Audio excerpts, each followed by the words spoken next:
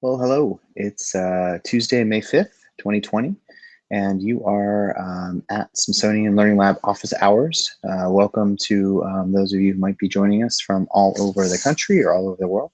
We're going to take just a minute or two and allow for a few more people to jump on before we get started. But certainly feel free to use the chat area to enter your questions or to say hello.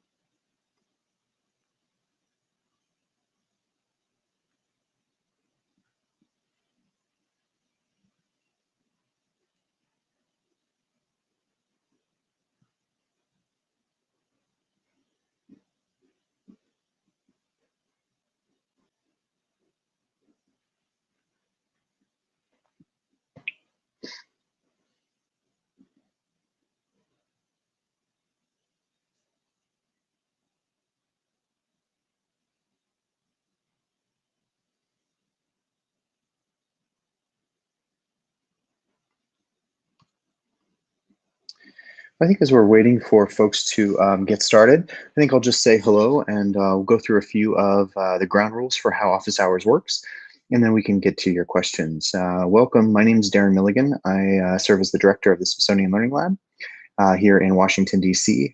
Obviously, like most of us, probably all of us are at home today, but the Learning Lab is still available and we're still here to support you as you continue to use digital Smithsonian resources in your teaching and in your learning. And that's what this hour is about. Office hours happen every Tuesday at 4 o'clock. And it's really an open session where a member of the team behind the Learning Lab is available to answer questions about how to access and use the tool or how to find and use all the digital resources from across the Smithsonian. So I'm just going to walk through this just a little bit here. Again, that's my name.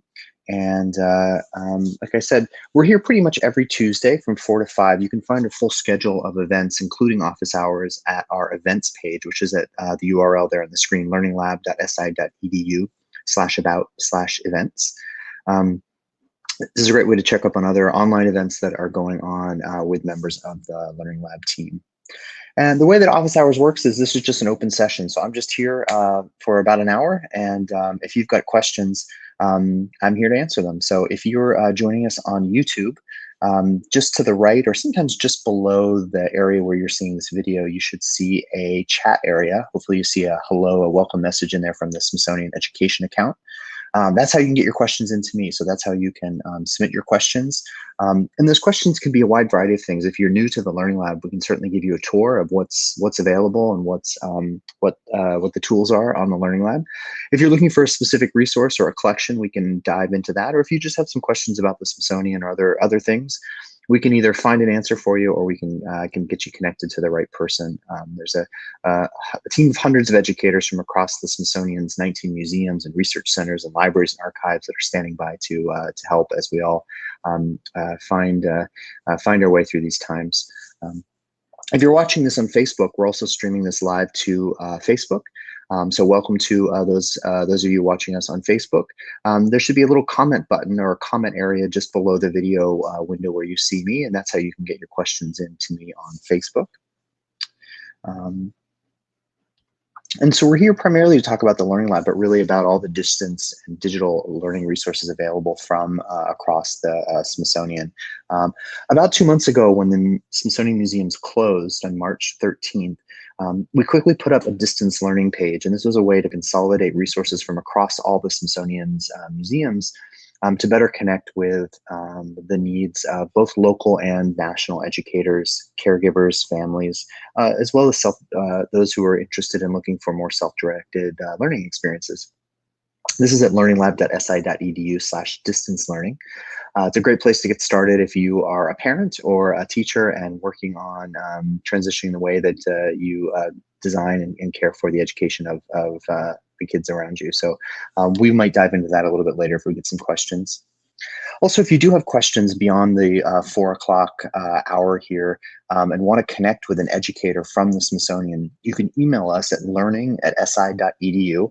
That email address comes into a central office here at the Smithsonian, and we can make sure that that your question gets answered by the appropriate educator or staff expert from across the Smithsonian. So if you're not quite sure who to reach out to, and you've got a question that doesn't sort of fit into this office hours time slot, just send an email to learning@si.edu, and we'll make sure that that gets into the right person. Also, we've seen lots of folks out there tweeting, using Twitter in a much richer way now that we're using a lot more digital tools. The Smithsonian Learning Lab is out there on Twitter at Smithsonian Lab, and we love to see some of the amazing things that folks out there are doing with digital resources from the Smithsonian, and the kinds of things that they're creating to connect with and care for the young people in their lives. So definitely keep that up. And if you've just arrived, welcome to Smithsonian Office Hours. My name's Darren. I'm here at my house in Washington, not in my office. This is kind of Smithsonian home hours instead of office hours, but I imagine you were probably at home too. But this is the right place if you've got questions about accessing and using the Smithsonian Learning Lab tool or any of the resources that are available from across the Smithsonian's museums, research centers, archives, and libraries, and the National Zoo. We've got about 5.25 million digital resources available to you today. That number continues to grow as we digitize and make more digital resources. So this is the place to find out questions you might have. If you're joining us on YouTube, just to the right of your screen, you should see a chat area. There's a little welcome message there from Smithsonian Education, and that's how you can get your questions into me. You can type those questions in, and we'll take those as they come. Or if you're joining us on YouTube, on Facebook, looks like we have a few people here on Facebook. The discussion or chat or comment area is typically just below the screen, so you should be able to find that there.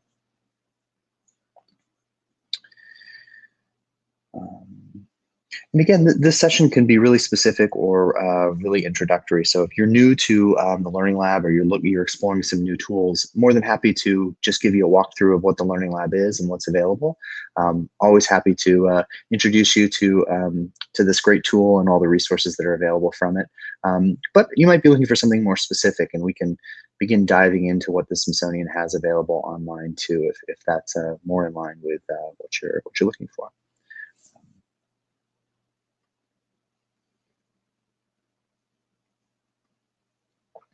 But that's about it for my presentation. So we don't usually do any specific type of presentation. This is really just meant to be an open session. So hopefully somebody out there will say hello. Looks like we do have a few people joining me today. So hi, welcome to Office Hours. Thank you for joining us. If you have just come in, the way that you can get your questions into me is by entering them in the chat or comment area, depending on whether you're looking at Facebook or at YouTube, which we're streaming this video to simultaneously.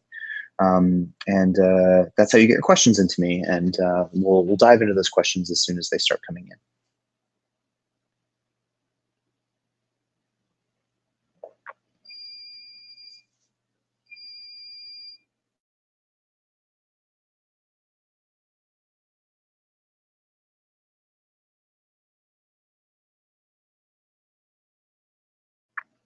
In the interim, I mentioned in the introduction that the Smithsonian has consolidated and aligned resources to both local and national sets of standards, and those are all available on our distance learning page. So if you're at the home page of the Learning Lab, right under that big image there, we've got this section here of distance learning resources. And if you click on that Find Resources section, you'll come right to our distance learning page. This is a place that we've been building and evolving over the last, I guess, about around week 8 now, maybe week 9, week 8. This is a page that educators from across the entire Smithsonian have been collaborating on to ensure that folks out there in the world, either teachers who are transitioning to distance learning, or parents who are now taking on a much greater responsibility for educating the kids they've got at home full-time now, can find all the resources that are made available. In addition to just aligning those, you can see here in the National Resources section, English Language Arts, Social Studies, history, science, and Spanish language, as well as a similar set of resources for Washington, D.C.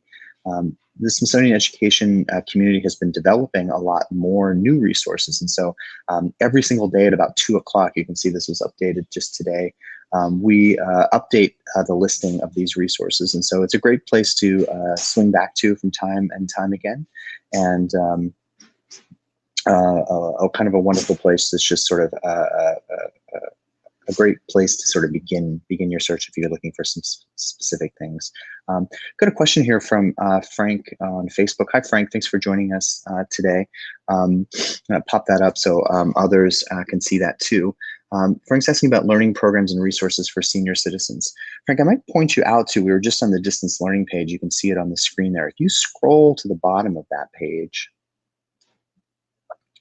there's a couple things I want to point out. First, here in this self-directed learning section, there's a section here called Smithsonian Resources for Lifelong Learners, and I'm guessing that might describe you.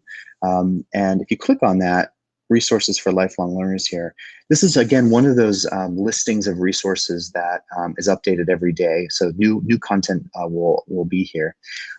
This lists some programs, some podcasts, some free online courses, and some other things that are available, generally more for an adult audience.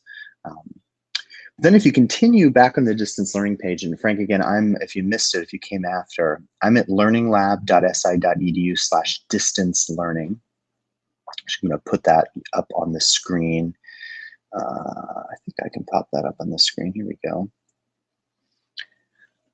And I'm scrolling now all the way to the bottom of that page. And at the bottom of that page, what you're going to find is a listing of distance learning events.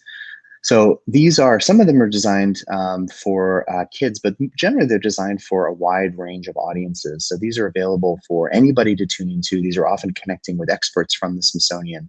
And they're just an evolving and really growing set of real-time events that are going on from a wide variety of the Smithsonian's museums and research centers. So you can actually see our office hours is right there. We're on the list too.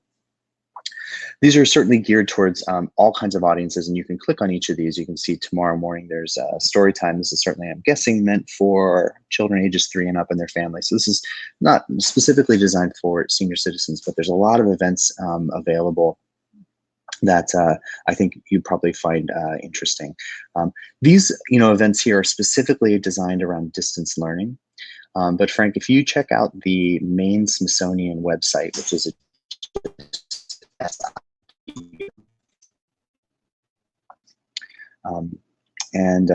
think it's under what's on. So up here at the top, I've just hovered over what's on. I'm going to scroll down to online events. So this listing includes all the things on the distance learning page, but it also has some other things that aren't necessarily designed around education or built for sort of children. So you might find a few extra events on here that might not be on that main page. Looks like it's primarily the things that are on that distance learning page, but this might be a place that you find out, a few other places for, or a few other events that are geared specifically towards adults. So thanks for the question, Frank.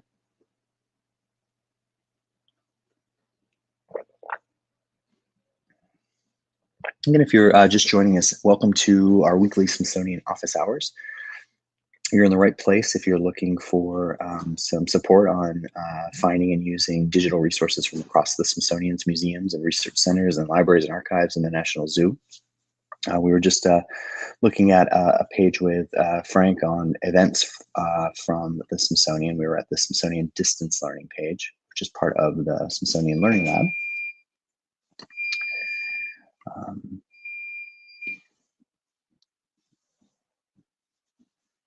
Frank had a follow-up question. Oh, that's great.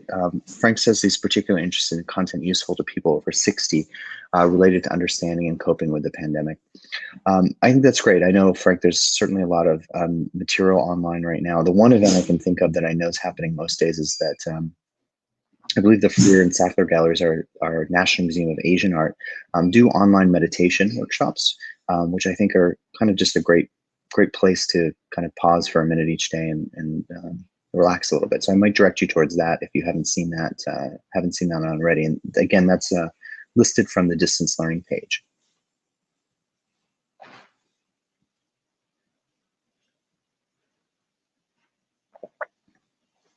So again, if you're just joining us, hopefully you can see if you're watching this video on Facebook, Frank and I have been having a conversation about some resources for adults available from the Smithsonian.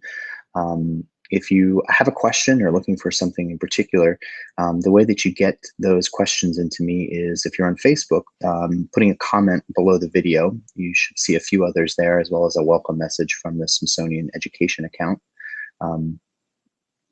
If you're on YouTube, the chat area should be just to the right of your screen, and that's how you can put a chat or a comment in there, and that's how I'll see those and be able to get to your question. So I will sort of go on standby, and please feel free to ask your questions when you're available. Thanks again, Frank, for joining us. Thanks for the question.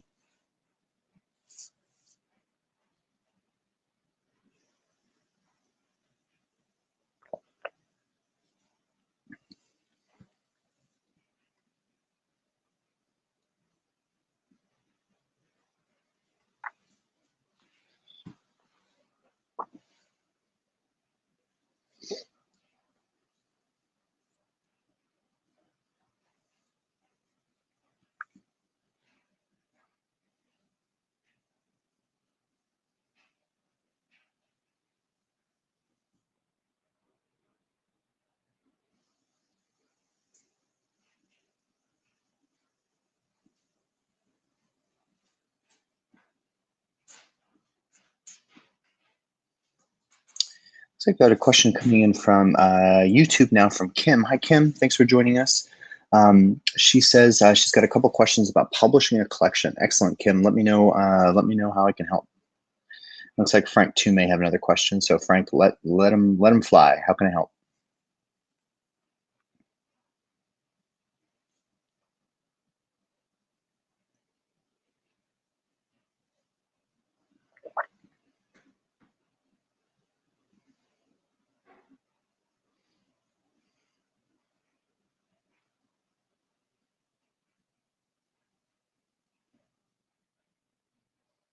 All right, Kim has a question about publishing a collection that you've created on the Learning Lab.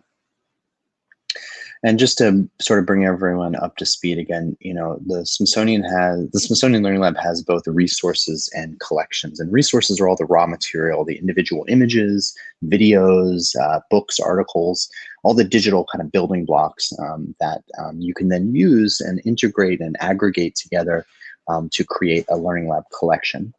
And when you create a collection, you can see here we've got 5.3 million resources. On the second tab on the search results, I'm going to hit collections and see there's over 6,000 published collections. But there's actually almost 40,000 total collections. So when you create a collection, that collection is completely private until you decide to use it in another way. So you can see about 7,000 published collections, but on the other hand, 40,000 total collections. And so most collections that have been made are still private. And so Kim, to address your question, when you publish your collection, it no longer becomes private. So what that means is if another Learning Lab user searches, they will find your collection, as long as they're searching for a term that's in your description, they'll find your collection and be able to see it. If you don't publish it, it will not show up in the search results. It will not show up in Google or other search engines.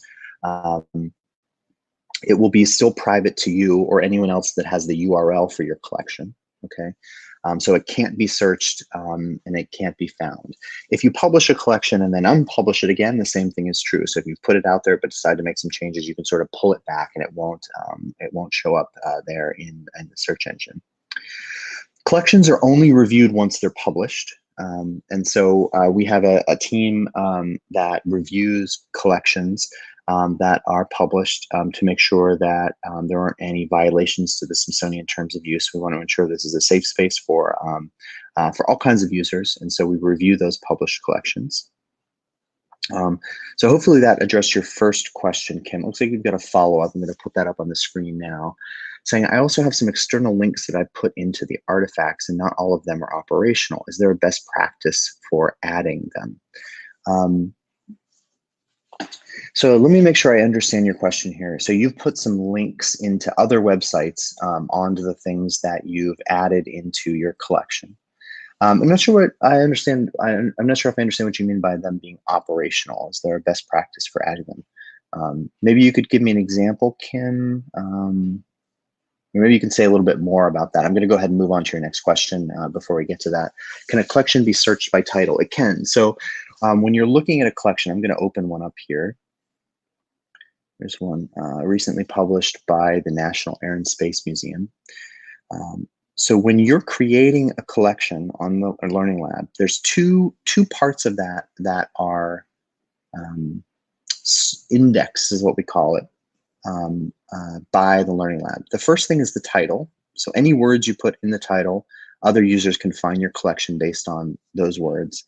And the second field is the description. So anything that you put into the description, other users can also search and find. So if you want to make sure that lots of people find your collection, you want to make sure that you're going to put in all the relevant keywords, all the relevant words into either the title or the description field. Everything else, anything that you put into the individual resources within the collection, none of that is searchable. It's just the title and the description. So you want to make sure. Sometimes you'll even see people in the description field will put the word keywords : and they'll put some additional search terms that they know other users might be searching for when they want to find when they think another user will find the material relevant to them. So just that title and the description.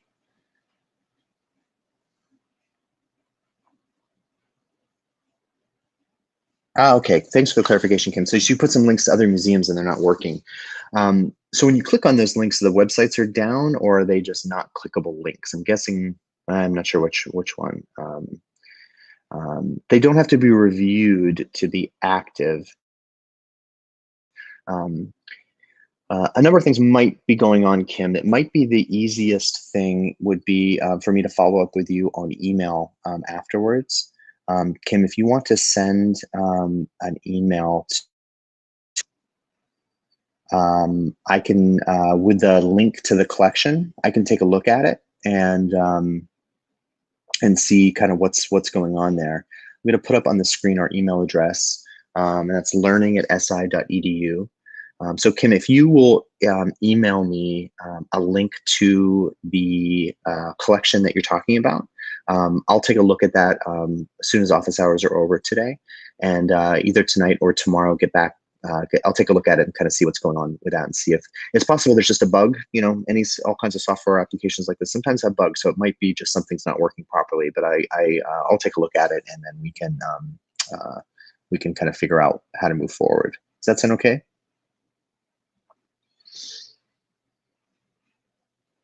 I don't think you need to avoid quotation marks. I think that should be okay, Kim.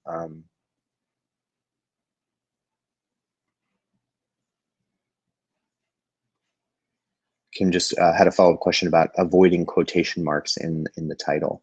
I will say, when people are searching and they're scrolling here, you can sort of see the titles of these collections. Let's see if I can zoom in here a little bit.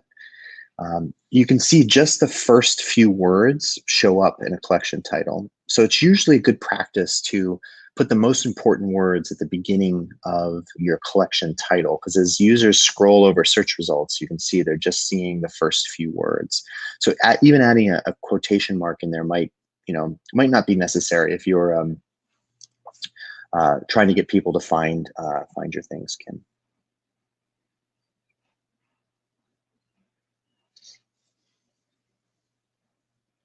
We got a follow-up question here, a nice one from Frank. Frank asks or says that many parents are struggling with how to help their children learn online, formal and informal. Are any workshops or sessions like this for parents about digital skills? That's a great question, Frank. I'm not exactly sure. I'm going to go over here to the distance learning page and see to see if there are any. I think most of the sessions that at least the Smithsonian has been developing right now are specifically designed to connect either a teacher, a parent, or the young person with Smithsonian expertise. And so I think we've been less focused on helping parents navigate some of the digital tools, but I think it's an excellent idea.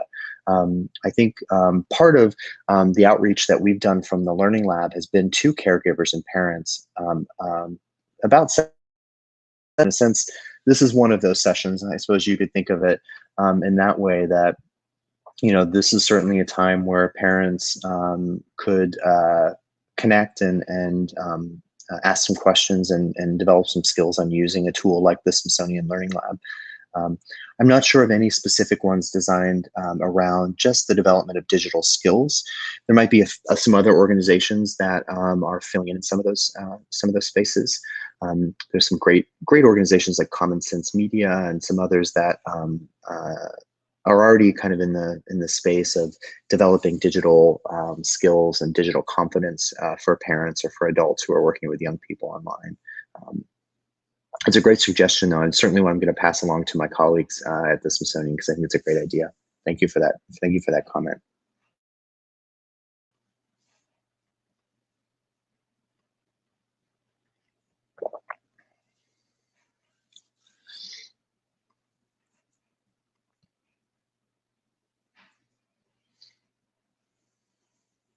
Sorry, Frank. Yeah, I was referring to Common Sense Media. They're a nonprofit that focuses on evaluating digital learning resources, but also advocating for kids. So you can see their kids' families in school. So they have a lot of, the reason we know them is they've reviewed the Smithsonian Learning Lab, and they provide a consistent independent review of a lot of digital educational technology tools. But they often have a lot of great information about how to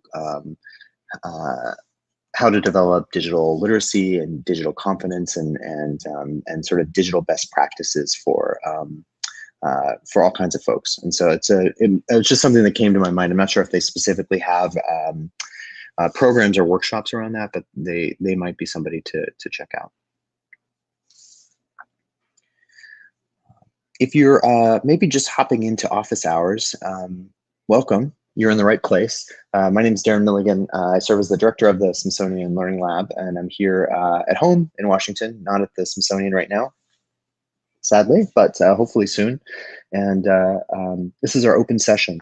That's just an hour every Tuesday that we're available. A member of the team, the Learning Lab team, is available to help you navigate through using the digital tools that we've got here at the Smithsonian. We've been having some great Q&A with Frank, who's joining us on Facebook, and Kim, who's joining us on YouTube. If you're in one of those places, hopefully you are. I'm not sure where else you would be if you're hearing my voice right now. But if you've got a question, the comment or chat area, which is either just kind of to the right or just below the screen, is the place where you can get your questions into me.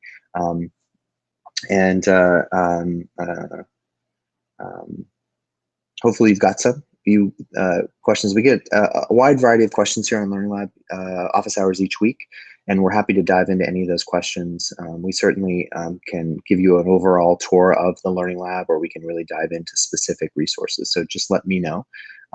Just following up here, looking at it, looks like we've got a follow-up question from Kim.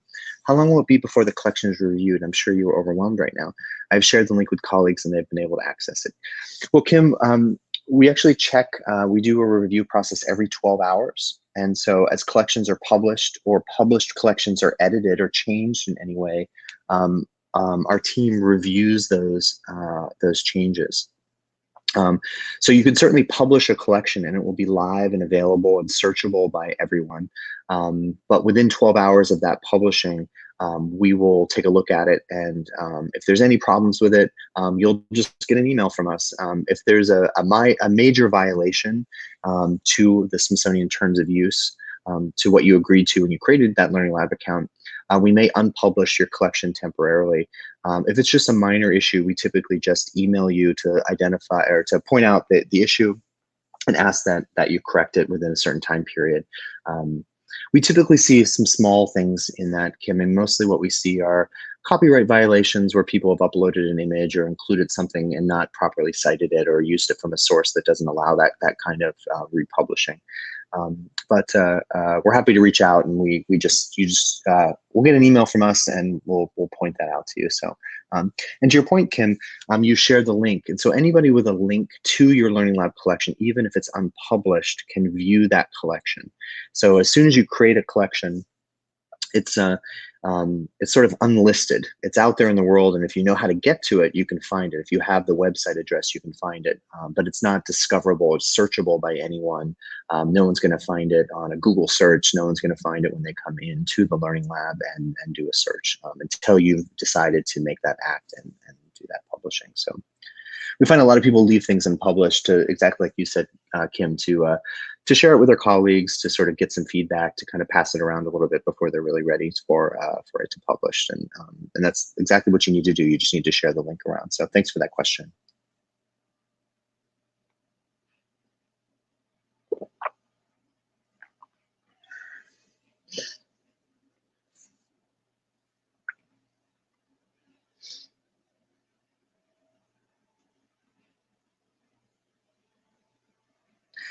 And Kim, thanks for the comment about being overwhelmed. Sorry, I think.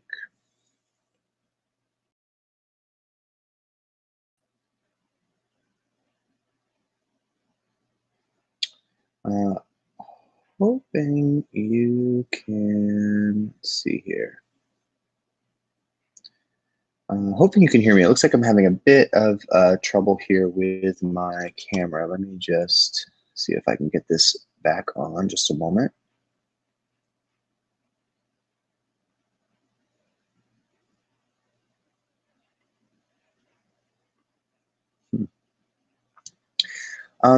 Kim, if you're still there, would you let me know if you can hear my voice? Just give me a yes in the chat area there. Having a little bit of trouble with the camera here, so I want to just get this going again.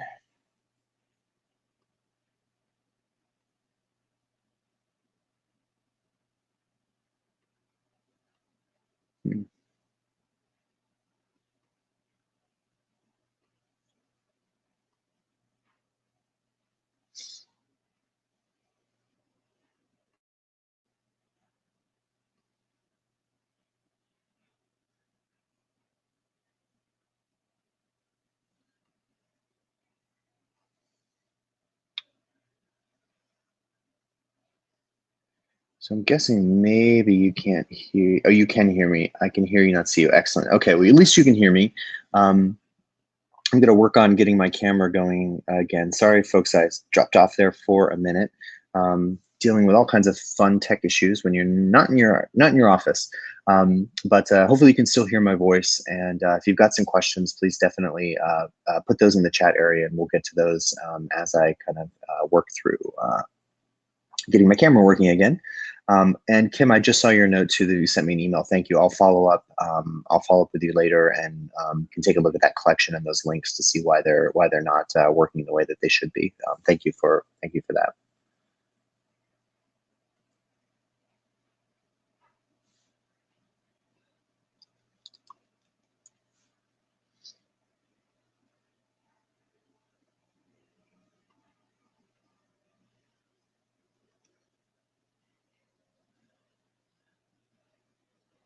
All right, I think I've got my video working again. Hi, everybody.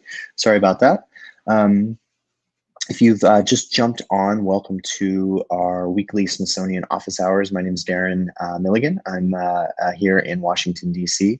Normally, I'd be greeting you from our offices at the Smithsonian down in the National Mall, but I'm at home like you probably are too. But nonetheless, we are here for our weekly support hours. And if you've got questions around using the Smithsonian Learning Lab, or questions about how to find and use one of the digital or digitized resources from the Smithsonian, or how to connect with our experts, you're in the right place. So please use this opportunity to let me know how I can help. Frank, thank you for your message. Frank, who's watching us on Facebook, just let me know that I'm back and we see you. I appreciate that, Frank. Thank you. Had some technical issues there for a minute, but I think things are working a little bit again. So if you're joining us on YouTube, just to the that way, just to the right of the screen, you should see a discussion area. You'll see some posts there by Kim. That's how you can get your questions into me. So you want to type those up, and we'll deal with those questions as they come in. If you're on Facebook, most likely the comment area is below the screen, and you'll see some comments there, some questions from Frank, who's been joining us for the last half hour or so.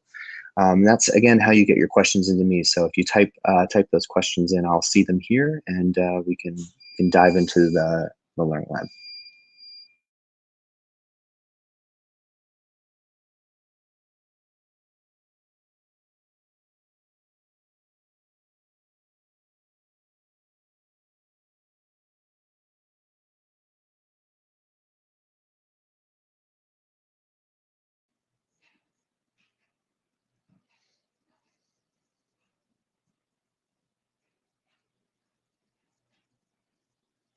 I should also say, if you are joining us right now and you have had your question answered, or you're not quite sure how to articulate it, um, the education team from across the Smithsonian is available all the time, not just during our office hours. And as you might imagine, lots of people have different time now, not necessarily more time or less time, but sort of different time. But much of our focus has been dedicated now to being responsive to all of our new online users. The Learning Lab, in particular, has really seen a growth in its user base over the last 7 or 8 weeks, as a lot more people are relying on digital resources and digital tools to get their work done. And we've set up an email address, which is just learning@si.edu. And that comes into the central Smithsonian Center for Learning and Digital Access, which is where I work, which is where the Learning Lab is housed. But we've got a whole network of educators from the Smithsonian's 19 museums, from our research centers, from our archives and libraries, from the National Zoo, standing by and ready to assist you and support you in the work that you're doing. And so the best way to reach out to the Smithsonian right now is to just send us an email at learning@si.edu. And let us do the rest. We'll find the right person to answer your question and help you through whatever you might be looking for. But if you do have a question right now, that's what we're here for. For another about 20 minutes or so. Please feel free to use the chat box either to the right or just below the screen to get your questions in. Thanks.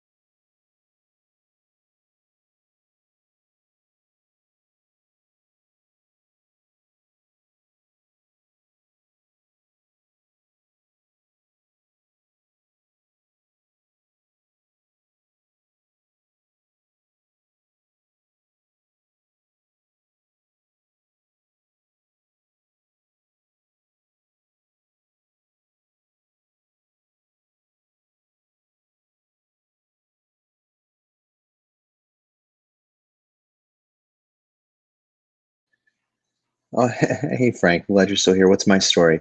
So I've been with the Smithsonian almost 15 years. I started working at the Smithsonian at a place called the Center for Education and Museum Studies, which was our central education office.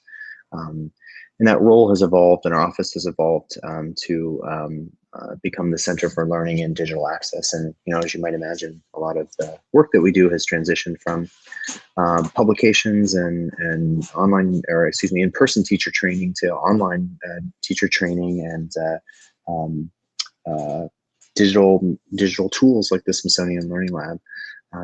Prior to the Smithsonian, I worked at a couple of software companies during the sort of dot-com boom era.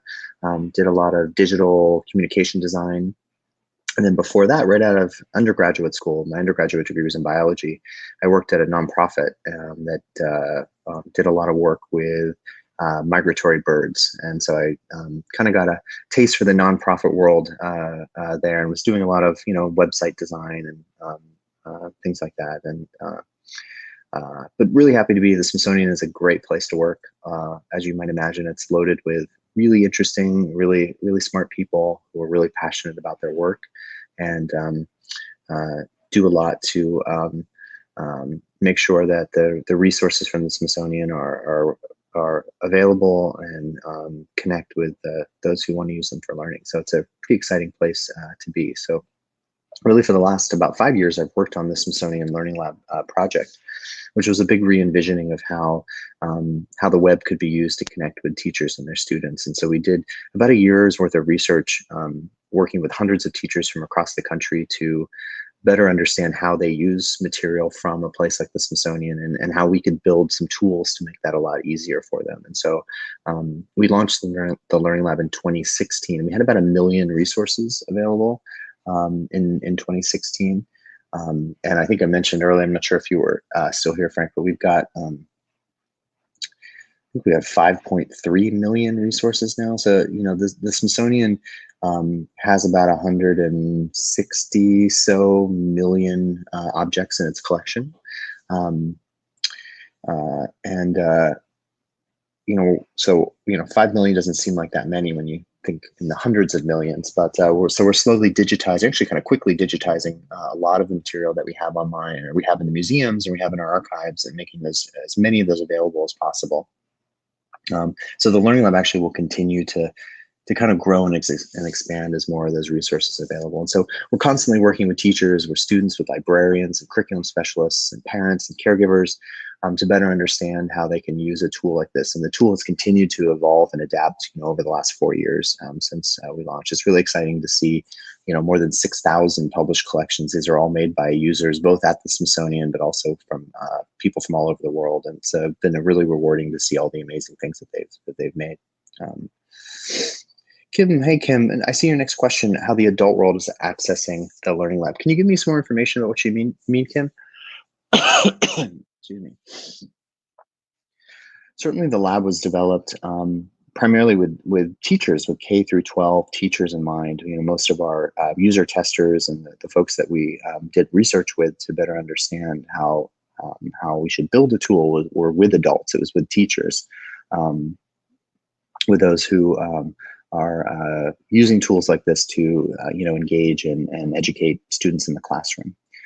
That's really expanded in the last couple months to caregivers and parents and families, and really thinking about not just teachers in a classroom in a formal learning environment, but really all the sort of informal and all the crossover places in between, and how they might use a tool like this. And so I'm sure probably in the future, we'll probably continue to see more tools and more resources available really for caregivers, really for that sort of informal at-home space, you know, as things like, you know, the coronavirus continue to kind of transform a lot of our culture and the ways that we spend time and the places that we spend time. So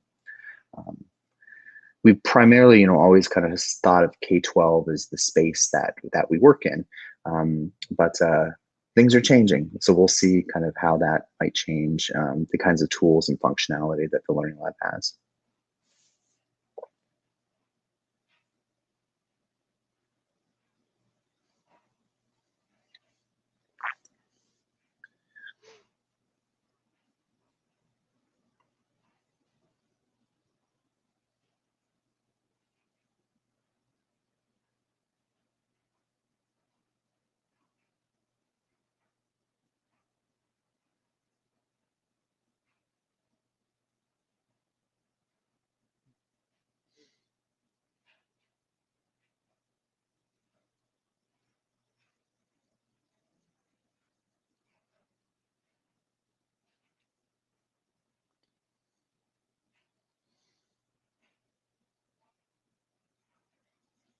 Oh, hey, Kim. Kim has some follow-up information. She was asking about anyone in higher ed is using it, national parks, Smithsonian affiliates. Yes, definitely. We've got dozens of the Smithsonian affiliate museums. And if you're unfamiliar with it, the Smithsonian has 19 museums in Washington, D.C. and New York City. But then we have several hundred other museums that we have a really special relationship with. We kind of consider them our partner museums. And these are all kinds of different museums. I think we're in 43 different states. And they're sort of our brothers and sisters, and we share our expertise, and they share their expertise with us, and we share collections. And they've been using the Learning Lab really since the beginning. We've had relationships with the affiliates for a long time, and there's quite a few of them who are using the tools of the Learning Lab to connect kind of their local collections with the national collections that the Smithsonian has in its museums here. So there's some really great stuff going on. So there's a lot of that happening. They're doing it in lots of different ways, and many of them are using it in the way that the Smithsonian museums are using it, primarily designing collections for that kind of formal or now more informal space. We have a great partnership with the California State Park System. And so that's a statewide network of really amazing state parks, wide variety of parks.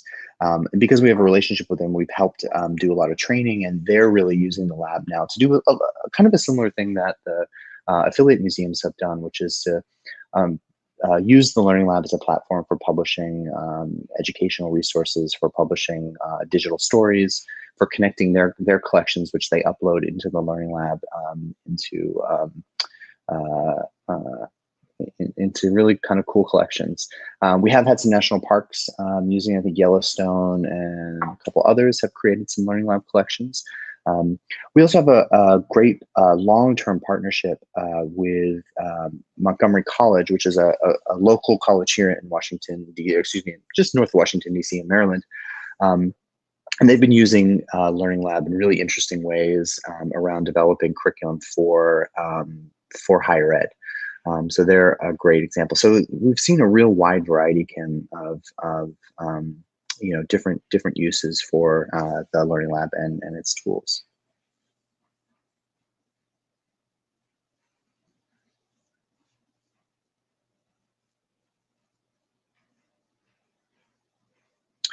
Frank, I totally agree. I'm going to pop your question up here on the screen so others can see it.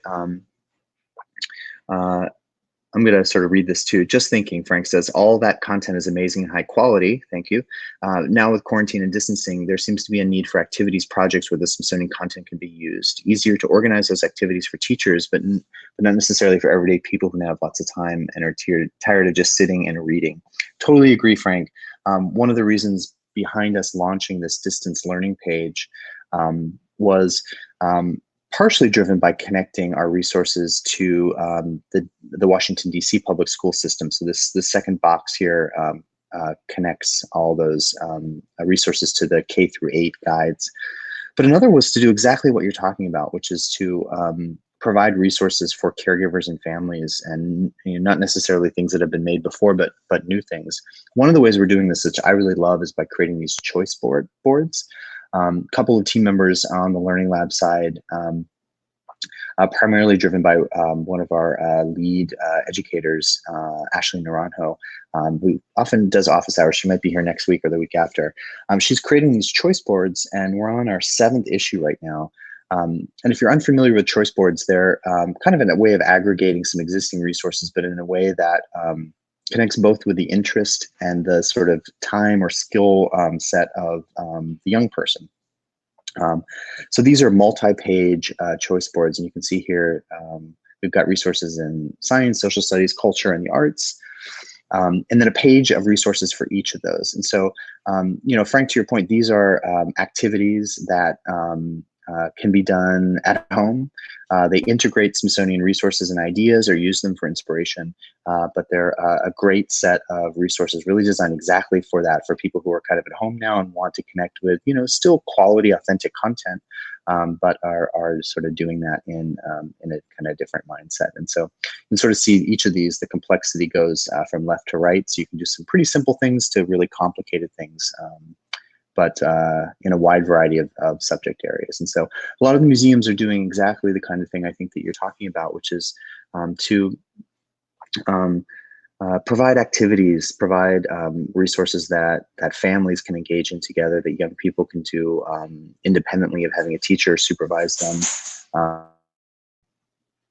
So the choice boards are one of the ways that we've been thinking about doing that. So I definitely encourage you to check those out. Again, that's on the distance learning page. I'll put the URL up here on the screen. There it is. And if you scroll down on that page, so if you go to learninglab.si.edu/distance learning, you'll hit this page. And if you come down here to the third section, caregivers and families, you'll see that choice board I just showed, but the 6 previous ones. And all the resources and the activities in here are in this spreadsheet, but we sort of call out and sort of highlight some of the ones that we think are pretty great each week. So I definitely check that out. I see a comment here from my old friend, Susie. Hi, Susie. Thank you for pointing this out to Sylvia. Hi, Sylvia, in case you've also joined us. Nice to see your name in here, Susie. Not sure if you're still connected, but nice to see you.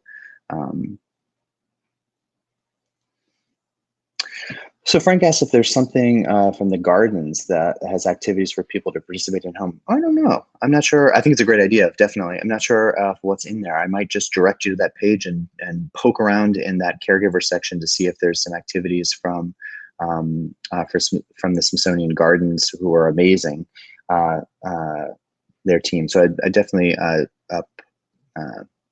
encourage you to sort of check that out and see what they're doing. The Smithsonian Gardens are incredible. If you've never been to Washington, D.C., to see the work that they do, the gardens that surround our museums and the National Mall are really one of the things that I like the most about the Smithsonian. And they have a lot of great online material on their website. And so a lot of people are in the process right now of transitioning to exactly what, Frank, we've been talking about most of this time, which is a transition away from in-person public programming to things that are available to anyone and everywhere. Hi, Susie. Thanks for the question. Susie asks, have you partnered with schools since closing? We have. Susie, one of the drivers for creating this distance learning page was a request from DC Public Schools. We've been working to expand our relationship with the local schools here in Washington, D.C. for a number of years. And when that second week in March, when things started to get pretty serious in this area, and the museums were deciding to close down and the schools were deciding to switch to distance learning, they reached out to us and kind of said, we're ready. What do you have? We know you have a lot of online material available. What can we package together for our teachers? And that drove quite a bit of the development, the initial development of this page. And that really drove these. They provided us with these pacing guides. And we took their pacing guides and sort of opened our arms wide and grabbed all the educators from the Smithsonian across the museums and pulled them in and said, look, this is what DCPS needs from us right now. They've reached out. Here are their pacing guides, which go through exactly what students are learning in the various quarters of their school and at their specific grade levels. And educators then came through and filled in these columns here of the resources. Many of them are Learning Lab collections, but many of them are not. There are other online resources available from across the Smithsonian's museums. And provided some information about what is connected with them. And so, some of this really drove specifically out of being responsiveness and being responsive and being ready to sort of do that. Once we had the DCPS pieces developed, and I should say, those spreadsheets again are updated every day, and so educators from across the Smithsonian go in there and actively add new things in as they develop new items or as they're being identified. So there's always new material being added in there. Once we had sort of taken care of the DCS piece, then we expanded to the national. So we created these additional spreadsheets that are more applicable, a little bit more generic than the specific DCPS guides, so that we could ensure that sort of teachers or now caregivers who are in that teacher role have a simpler way of connecting and finding the things that they're looking for. So thanks, Susie. That's a great question. Again, the page that we're looking at here is learninglab.si.edu/distance learning, which is your kind of one-stop shop if you're looking for all the material that you can find and use while you're now at home, as well as all the distance learning events that are going on. You can see we had 8 events today. There's almost always something going on that you and your young people or your students or just you can connect with Smithsonian experts in a wide variety of activities. So we've got about 5 minutes left. If anybody's got any final questions, happy to dive into those. We've been looking just at the distance learning page and talking a little bit about how these resources are being packaged. So there's the distance learning page, but of course there's just the Learning Lab, and we've got 6,000 user-created collections. So those are really anything ranging from really experiments to true models of using digital museum resources for your classroom or for your home now, and more than 5 million digitized objects from the Smithsonian, which includes tens of thousands of videos and digitized books and other online resources, all available right on the Learning Lab. Thank you, Susie. I'm glad. I hope you're finding some things in there too for your I would say young ones, but I just saw your picture and they're getting big fast. But I hope you're finding some things from the Smithsonian useful for your own new responsibilities as teacher and parent. Well, that's great, Susie. I mean, if you have museums, Susie makes a comment that she knows that museums out there are looking to learn from this. And so, Susie, as you know, I hope that you know that you can always direct folks directly to me if they've got questions about that, and I'm more than happy to follow up outside of the context of office hours to help folks. Susie has a follow-up question about tracking feedback. So we have a central email address, which is learning@si.edu, which is where we're sort of asking people to send their kind of questions so that we can connect them with the right Smithsonian educator. And so we're tracking all of that and recording all of that. And we actually use that as well as feedback we see on social media and other places to help identify some of the areas where we might be lacking some material. And then we use that then to develop new material. And, one of those areas is bilingual material. We had a big need, and there's still a great need for that. And so we're working on doing some translation of some existing kind of printable activity sheets that were done originally just in English, and we're going to be making those available here next week in Spanish. But again, we're always trying to sort of listen to what folks out there are saying and communicating to us so that we can be responsive. And there's this great, amazing team across the Smithsonian who are standing by and kind of ready to do that. And I think you see a lot of that in a lot of those distance learning events that are on the distance learning page. There's a lot of really kind of wonderful things going on, often 2 or 3 times a week, as similar kind of programs that are really connecting and really were designed and built upon the needs that people have communicated to us. So I hope people will continue letting us know what they need, because we're excited to be able to be useful. Thank you, Susie.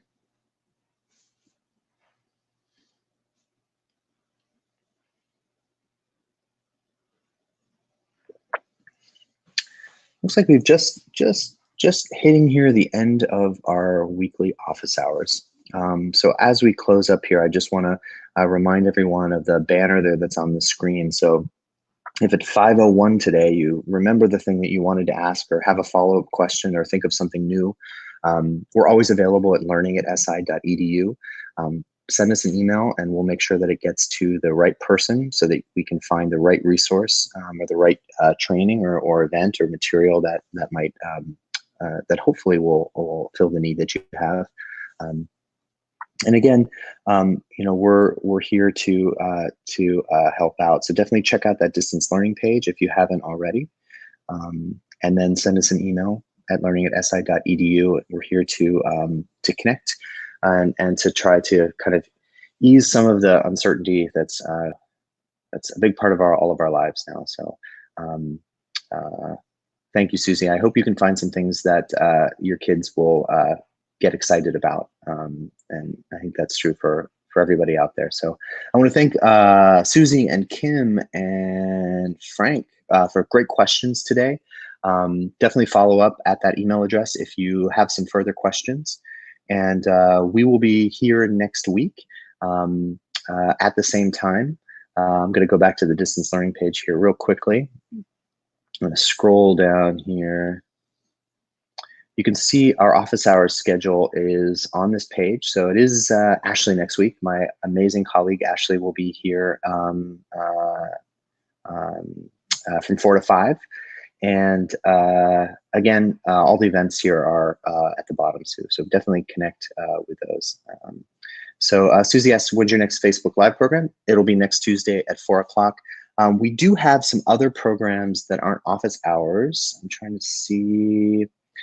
I believe this, if you're seeing on your screen, this is a collaboration. It's on being webcast on YouTube. We've just started streaming to Facebook as an experiment in the last couple of months with just office hours, but we're starting to sort of spread that out. So most of the events are streamed to YouTube, to the Smithsonian Education channel on YouTube, but we're trying to be on Facebook. We've noticed a lot more people coming to the Learning Lab from Facebook over the last couple of months, since I think we're all probably spending a lot more time on Facebook than we may have been before. So I want to say thanks to everybody who joined us today. Hopefully this was some useful time. And we'll be again back here next Tuesday at 4 o'clock Eastern time for our next office hours. And shoot us an email at learning@si.edu in the interim any questions. So thanks everyone, great to see you all.